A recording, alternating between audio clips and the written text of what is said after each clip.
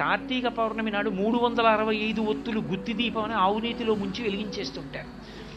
10 రోజులో 15 రోజులో ఇది తెలియకముందు ఇంతకుముందు ఎప్పుడైనా వదిలేసిన రోజులు ఎన్నున్నాయో, ఒక ఏడాదంతా నేను దీపం పెట్టకుండానే ఇల్లు వదిలేసినా ఎంత పాపం వస్తుందో అదంతా పోవుగాక 365 ఒత్తులు వెలిగించి వచ్చేస్తాడు.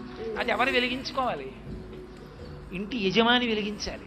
ఇంటి యజమాని దీపం పెట్టవలసిన వాడు. మా ఆవిడ వెలిగిస్తుంది, నేను టీవీ చూస్తాననకూడదు. యజమాని పంచె కట్టుకుని వెళ్ళి దేవాలయంలో దీపం పెట్టాలి. యజమాని ఇంట్లో దీపం పెట్టి సమస్త భూతములకు ఉపకారం చెప్పాలి. ధర్మపత్ని సమేతస్య అని సంకల్పం ఉంది, కానీ ఆవిడ వెలిగించి ధర్మపత్ని సమేతస్య అని చెప్పిందని సంకల్పం లేదు. నువ్వు పెట్టాలి దీపం.